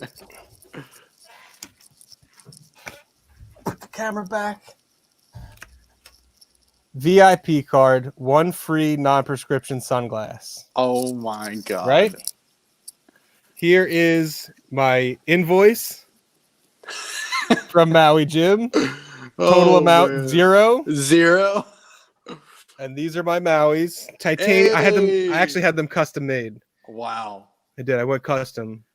Gold frames, gold titanium frames with the blue reflecting. Dude, how do I do this solo? Put them closer. Let's show the viewers what you got. What? Free custom Maui's? What? What? Because my son pooped in a towel one time? What? Oh, that's crazy. That's it. That's it. That's really my cool.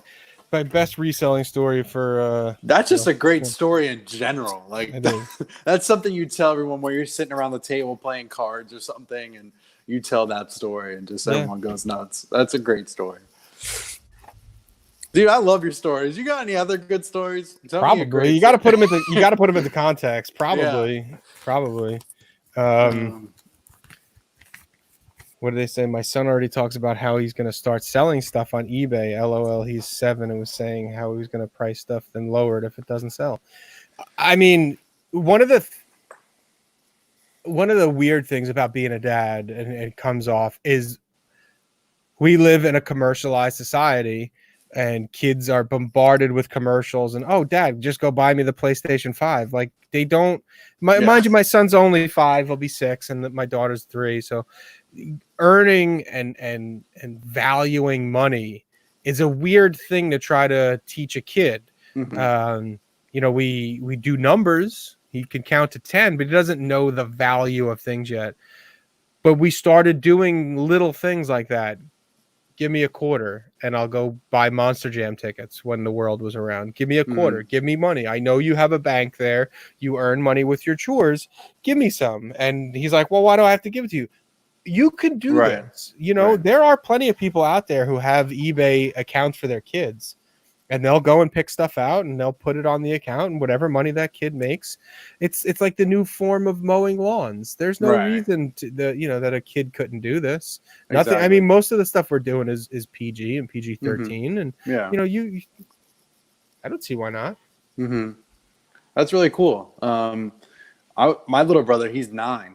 So he had like a whole basket of stuff because he sees me watching me on YouTube and stuff, and he's like, he got a little basket together. It's like, Joey, can you sell this for me? And I was like, you're too young, but just thinking about what you're saying, that's good. Yeah. That's some cool stuff right there. And going back to the way that we're starting with, I mean, there's a whole generation of people who know stuff that I don't know. Kids who know how to floss are going to know different things. See, I could do that. Because I'm 10 years older than you are. Yeah. That's the difference right there. But when you have a different mindset, they find value in things that I don't or don't even know about. Right. Tell that story when you had the best time without commercial value, that you were present with them and your experience of the delight in that. Not materialistic. Which story? The best time without commercial value. The best time I ever had with my kids without commercial value is every chance we have to go fishing or hiking or whatever. These are times that you can't buy those times. We laugh a lot. We went to I think the coronavirus was a return to tradition, and I'm not really going to get super political or anything like that, but it was old school. You had to go find your own fun. It was slip and slides in the backyard as opposed to going to Great Adventure or Six Flags, So I took my family to my fishing spot where I go to get away from them. I said, all right, you guys can come with me. And, my son's a little guy. He understands what fishing is. The baby doesn't know. She's, walks and talks, but she gets it. So we hike back there and everybody's sweating and it's just great. I'm ready to fish now. I'm sweating. I'm ready to go. I'm ready to rock. And I brought their little folding chairs. You and I have regular people size chairs, and the kids chairs. The kids, like big, they're small. Yeah. So I plopped their chairs down in the fishing hole right around the outside of the river there. It's a little cutout right on the bank of the river. And We're there like 2 minutes, and this carpenter ant, he had to be 3/4 of an inch. He's just walking on the baby, and she melts down. She talks. She's like, "Get it off of me!" And me and my wife and my son are all laughing at her, like, "Judy, calm down. It's not that big of a deal. It's fantastic." And those are the kinds of stories that happen for free. They happen in the spur of the moment that you couldn't write down, you couldn't script it, you couldn't buy it. Things that you stumble across on road trips. We have to take a lot of road trips for whatever reason, and right. You just happen to find an old monster truck on the side of the road, or all right, let's go do this, or you're at a small town stuff. I like. We have one of them places where you drive through the Christmas lights. Right. And it's real old school down here in Virginia. You're going out west, and it's real old school. It's like a community thing, and there's like a little thing at the end where you can get a little, buttered popcorn and get some things to make s'mores, and that doesn't cost anything. It might cost $5, $15, something like that. And those are the best memories we have. Those are the best memories that the kids have, because once a year, because we never go more than 2 miles an hour, the kids can sit in the front seat on mom and dad's lap and drive the car. Those are the kinds of things that you can't buy those things. You can't buy those experiences. So I didn't understand the question before, but now since he's talking about it, me and my family, my last Sunday, I have off every Sunday from work, and we went to all the way up to Ocala, and we did this little tubing thing. And I was like, you know what? I can't bring my phone out there. I wanted to film like a video, but just think about it as put the phone down, hang out with the family, hang out with my girl, and we went down the lazy river, and we just hung out all day. I got my legs were a little sunburnt, but it was definitely worth it, just with the whole entire family, And I'm I carry my camera equipment everywhere. Just I don't post it on YouTube. But I carry my cameras. My wife and I, let's face it, we have excellent cameras with us almost at all times. There's nothing wrong with taking a picture or a clip or a video to remind you a year or 2 or 5, of the experiences that's going on.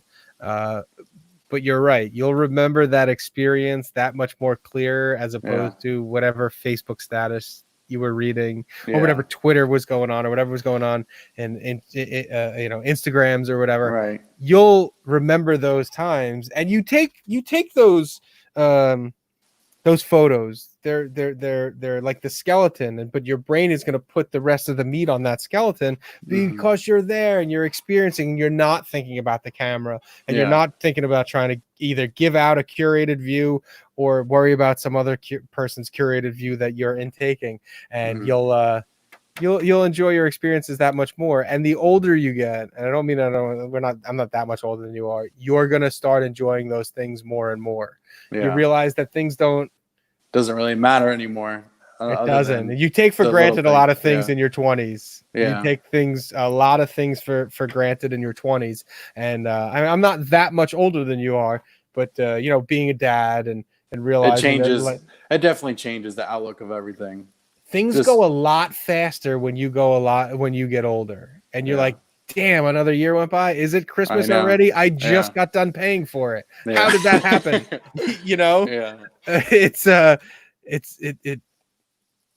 It's kind of funny when you get older that you look back on things that you do in your 20s. I pulled it out. I don't know if it's on my Instagram or Ashley's Instagram. The bathing suit. I wear a bathing suit. How many times you wear a bathing suit? I don't live in Florida. How many times you wear a bathing suit? 5 times a year, 10 times a year? And I pulled out, I wear the same bathing suit. I always got it. And she's like, man, you still wearing that bathing suit? And I was like, yeah. And then I went over and I pulled out a picture of me on spring break in 1998. I'm in the same bathing suit. There it is. There's no reason for there's no reason for me to change. Why would I change? No, it's not a Speedo. It's some flowery thing that never goes out of style. You take for granted a lot of things in your 20s that it's just going to be this way forever, and it certainly isn't. And you learn from other people, and that little clue that shows you that you just let your veil slip a little bit. You're a good dude. Put the camera down, enjoy the time. Put the phone down, enjoy the time with your family. Yeah, I was kind of happy that I really couldn't take my phone and kind of just relax, hang out with the family, and just have fun, you know. That's And I'm sure my whole family's watching right now. Even my girl. I mean, me and my girl, I took her to Hawaii Nice. it'll be 2 years in November. But you know, I barely even looked at my phone because we're in one of the beautiful places on earth in Kauai, Yeah. you know, Yeah. and just being with her, it was just a breathtaking moment. When are you ever going to go to Hawaii again? You know, we climbed a mountain and you look down, you look at the mountains from afar, and it's just like a picture can't, you know, describe what you're looking at, you know. I mean, it's funny that you say that. I had I don't know, a personal goal, a personal thing that I wanted to do. I wanted to walk on a volcano with my son. Like I don't know, like I was Simba or something, but I've always wanted to walk on a volcano with my son. Like it originally started going east and going to Iceland, and just about 40 minutes outside Reykjavik, you could just go up in a Toyota and you're walking on an active volcano. Yeah. But it looks good and it's interesting, Yeah. and like I wanted to do it. And we actually had a trip booked to Oahu. What's the one with Pearl Harbor? We were going to Pearl Harbor, and it got Wuhan. It did get right. It got Wuhan, and we didn't go. But the whole point of it was, all I asked the travel person, "Is there a volcano there?" And she's like, "Yeah, there is." And I was like, "Yeah, that's it. That's all I want to do. I don't care anything else." Right. I'm going to walk on a volcano with my son, and then we got Wuhan, and it never happened. Yeah. But, eventually, one day it will happen. Oh, we're gonna do it. Me and my son are gonna walk on a volcano. My man, he's my favorite. Yeah, he's the best. What about your daughter? She is so mean. She's the meanest baby I ever seen in my life. Hopefully, she never watches this. When she can watch it. She can watch it. She knows me. So the thing is, she is. My son is a little version of me, and the baby, my daughter, is a little version. I'm sorry. My son is a little version of my wife, and the girl, my daughter, is a little version of me. A little firecracker. She is like a rattlesnake, man. She is fired up. And she's fired up. And no, she's my favorite. They're both my favorite. She's the best too. If you guys haven't already, subscribe to my man DC Picker with all these great stories. Do it. I used to make edited videos, and now I do a podcasty type show every Saturday night, 8:30 live, and then it goes immediately after. So it's generally reseller centric. Generally speaking, we're talking in the reseller vein, my ups and downs of the week, my wins and losses. Sometimes we go on some tangents, and I get the YouTube commenters all fired up, and I live for that sort of thing. So I'll be more than happy to have you. We're talking reselling. A lot of folks will chime in during the week. Follow me on Instagram, same thing, DC Picker, and they'll chime in during the week. And a lot of times, things that go on Instagram end up on the old podcast show. I'd love to have you. So sure, if you're watching this now or later in the future, please subscribe to me. I'm monetized. I could use it. Yeah. I haven't got my first YouTube check though. You haven't?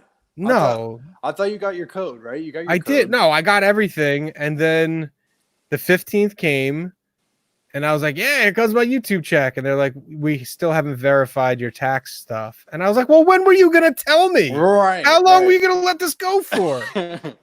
I'm waiting for my first check. Yeah, so I had to email them. And then they were like, oh, yeah, it's verified now.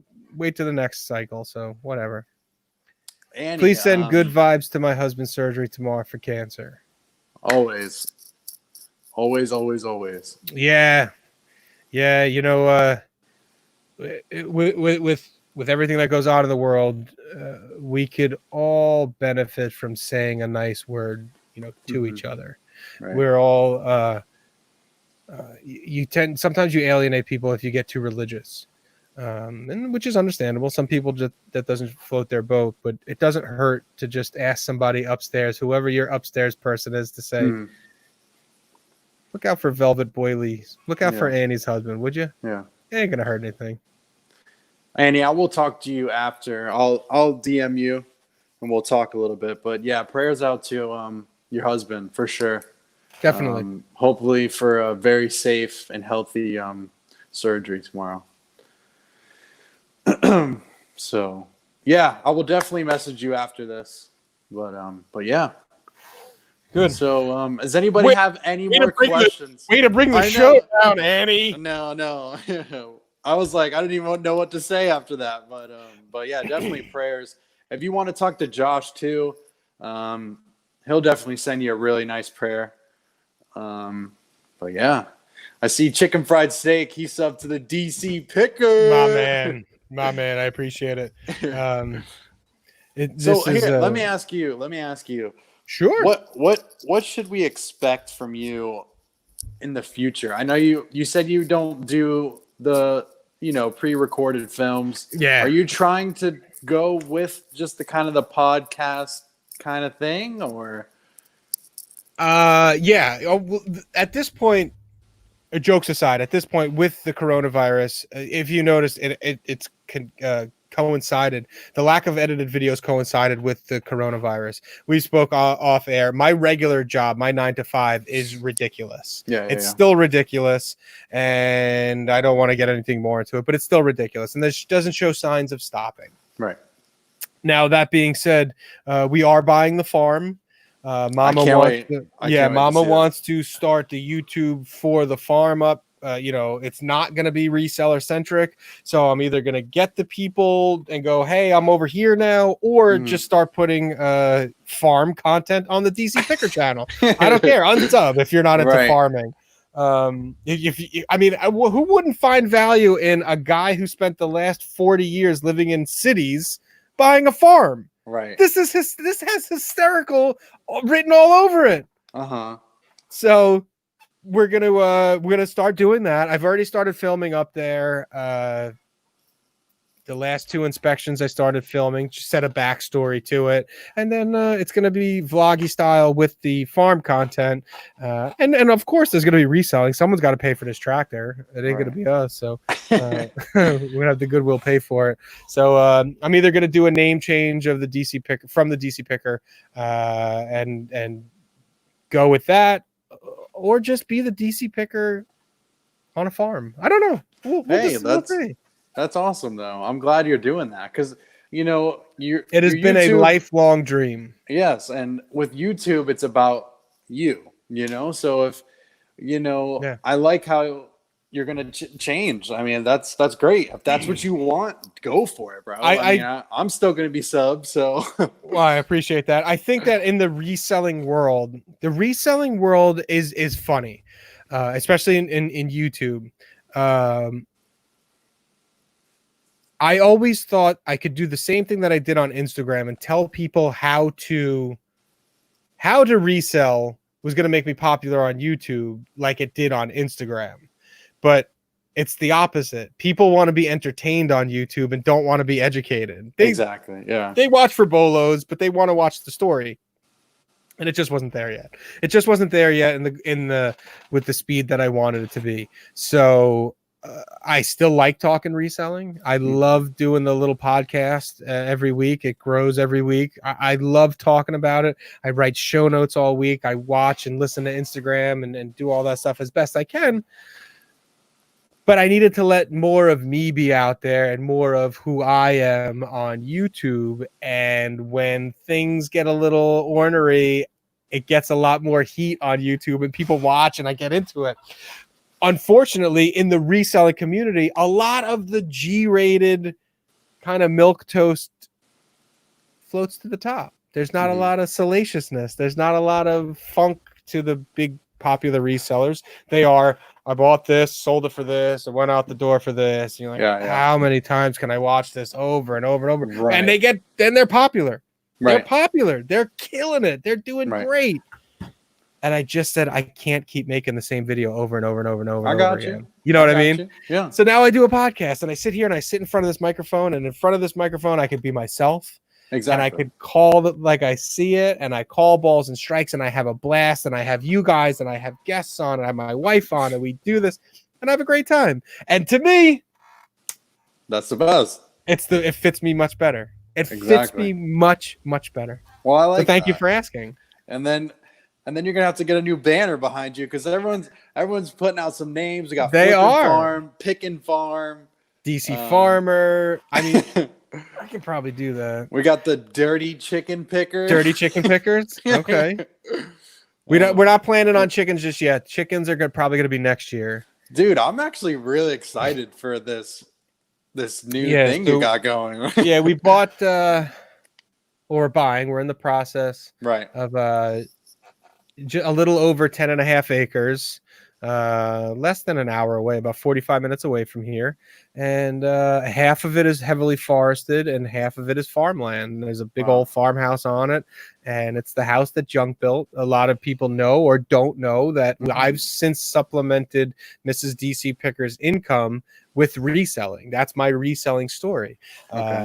She stays home and watches the kids, and that income from her regular job has been supplemented by reselling.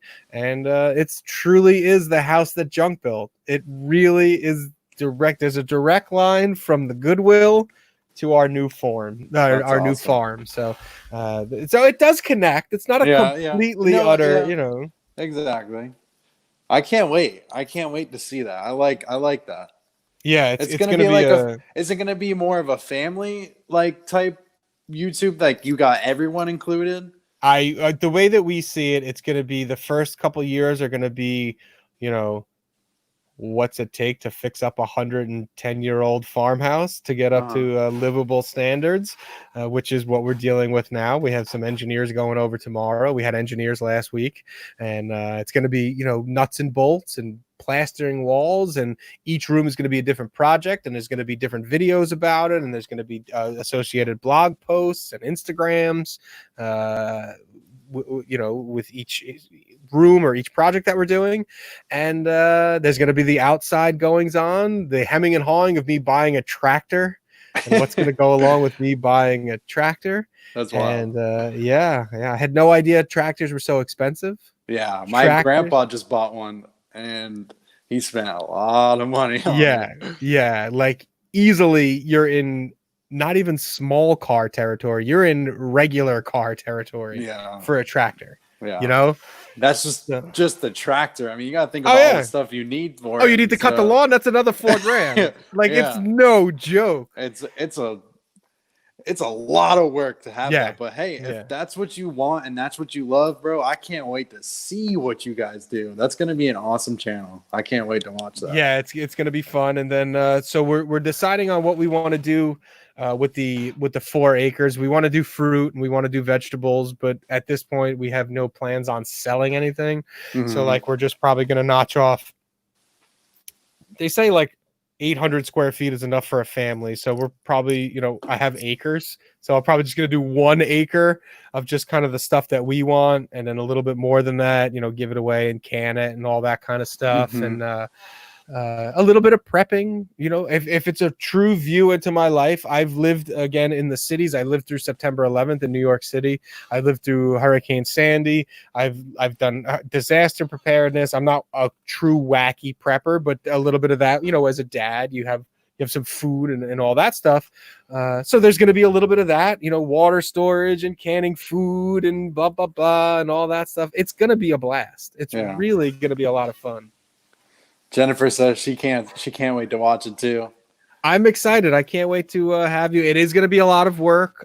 We have a 5-year plan on it. The thing about it is that it's super cheap. It was really, really cheap. It worked in the budget. It worked with everything. It did. It worked out on paper. Mrs. DC Picker and I we wanted an old house and we wanted a piece of property. And what we got was a really old house and a really big piece of property. But hey, that fits. It did fit. It did fit. So, rent some square footage to a cell phone tower. That's actually not a bad. That's not a bad idea. They pay big money. I got to get in there for a couple of years and see what I got. I know in the back corner of one of the properties, one of the corners of the property, it backs up to forest. Like if I stuck a cell phone tower back there, no one would know. No one would know. That's wild. I never thought about that. How do you get into something like that? You could reach out, if you ever go into your local town or whatever, and you look above buildings, not generally government buildings, so not like over the post office, but sometimes you'll see it at like the main intersection. They'll just be like rectangles like this big. Those are cell phone towers, and those Okay. cell phone towers they're like boosters. That Verizon is paying rent to be on top of that. And I've heard some big numbers. Like if you put one of them real cell phone towers up, like them big ones, like 15 grand a month they pay. What? Yeah. Yeah, bro. Dude, that's wild. That's what I heard. You might have to look into that. You I might might. have to look at Or Siggy. Wow. Or at the same time, I don't give my kids cancer with 5G, and we just, Yeah, I just survive. The radiation. I forgot about the radiation. The radiation of my kids, but we don't know. Man. We'll see. We'll have to do a little bit more research. Let's get into place first. So. Yeah. Before you do all that. Yeah. So that's what's on the future. In the interim, I'm still gonna do the weekly podcast. Still gonna resell. Still gonna be out there. Still gonna be crushing it. And I got to be broke because I'm buying a farm. So, what's hey, you're gonna make that money back. I hope so. What's on tap for you there, Tarzan? Tarzan. I really want to grow this YouTube channel. That's kind of like a dream for me, kind of like how it is for you with the farmhouse. Ever since I'm little, I've always wanted to broadcast my life, and I don't know. I just feel like video and having that memory of I did that, a couple of years ago is what really intrigues me. I mean, I just love seeing videos of me or my family or something that happened and I could rewatch it. Those are the memories I could hold on to, So I'm really excited for YouTube. Like, I want to pump it out, because I actually, with work, I was on the overtime list. So okay. I was on the 12-hour list where if they needed me, I kind of need to be there, So took myself off, and now I'm working basically 8 hours, going home. That's it. Doing my route. That's it. And I want to come home and spend more time with my girl and spend more time with my family and make those YouTube videos and pump out more listings on eBay. That's the goal right now. So that's what I'm trying to push out. And I'm really excited to see what the future holds for me. So I'm going to tell you this. Let me tell you this. I live in a town that is full of people that the rest of the country looks up to. And I don't necessarily mean it like in a good way. Our world today is absolutely saturated with politics. From baseball to wearing masks, everything is politicized. And I live in this town with these people. I always say I live in Washington, D.C., but I don't work in politics. And let me tell you this. You could do anything. Because if these are the people that are running our country, they're half dead. They're 85 years old. They're all old. And I'm going to tell you this. They're all dorks. Yeah. They're all losers. And the reporters who report on politics, they're even worse. And not without getting political. These people put their pants on one leg at a time, just like you do. Yeah. Whatever you want to do, you could do it. Yeah. You could do it. It might take a little bit of time. It might take a little bit of luck. But you could do it. There's nothing you can't. All right, maybe you can't go to the moon. All right, fine. Let's be realistic. I want to go to Mars. Maybe Mars. Can you dunk? Me? Yeah. Yeah. Exactly. Dunk, yeah. So you're better than like half the country. You can do it, bro. Yeah. You can whatever. And what's the best way of eating elephant? One bite at a time. Yeah. Figure out how you want to do it. You nail down your schedule, great. You get into a rhythm, do it, but don't get into a boring rhythm. Right. Do things to do it.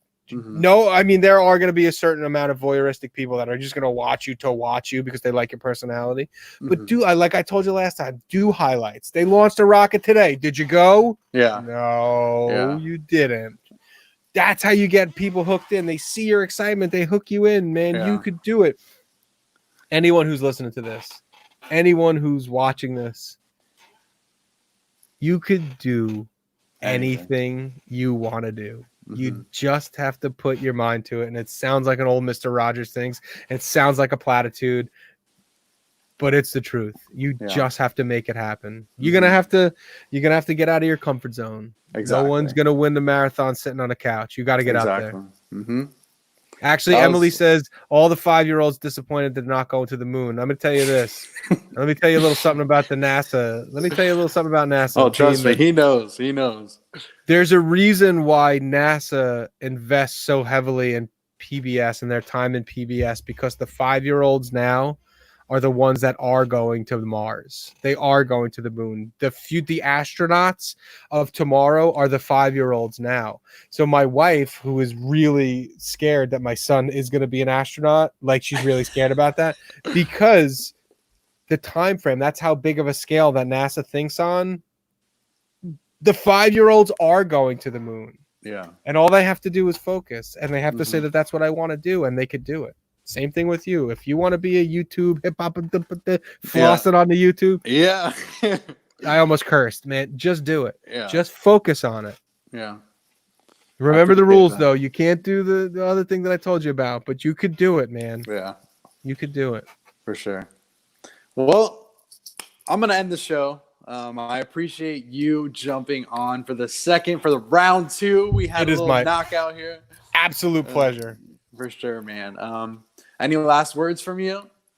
Let's see. DCC. So Prince Burke Resale says, see if Trump will let you pick at the White House. The last time I was at the White House. Never mind. Never mind. Actually, it's not a bad story. 2 times ago, I was at the White House. It was no big deal. And then the last time I got to bring my family, and my son had to pee, and it was like a big to-do. And he ended up peeing on the lawn at the White House. That's what? Yeah, that's a true story. No way. Yeah. The guy he's like, I can't get him in there. And I was like, he's got to go. He's a little guy. He was like 4. Yeah. And he's like, just go over there. And I was like, you can ask him. That's a true story. That's too awesome. I got stories, bro. You got to put them into context. Yeah. I've been to the White House quite a few times. Never mind. We could stop talking about it. But I've been to the White House quite a few times. It's really, really old. It's really, really cool. If you have a chance to go and take the public tour, definitely do it. Mm-hmm. Dapper Tiger says, Lil DC Picker is joining the Space Force. I would say so. If there was anything, I would be proud of my son. I'm going to be proud of my son regardless, but whatever, if he decides he wants to be a clown, I'm not going to be as excited as if he decides to join the Space Force. Come on. Look, can I be honest here? Yeah. No, I told him I would never be more proud of my son if he was a naval aviator or a firefighter or something brave. And if it turns out that, he wants to join the Space Force, I'll be very, very happy with that. Mm-hmm. Yeah, this has been a lot of, Annie says, poop on the towel, pee in the White House lawn. This has been a very bodily. He's a little guy. When you're a parent, it's no big deal. Yeah. But yeah, man, I just want to thank you so much for being here. I want to thank everyone in the chat for being here. If you haven't subscribed to my man, the DC Picker, please do so right now. Yes. But smack that like button for me. Hit the like button. And that's it, guys. So this is Joey Bada Bing 22, your local mailman. And let's clap it out. Golf clap. My man. I appreciate it. Thank you. Thank you so much. Thank you so much for having me. Anytime. All right, guys. Have a great night, and I'll catch you next Monday. See ya.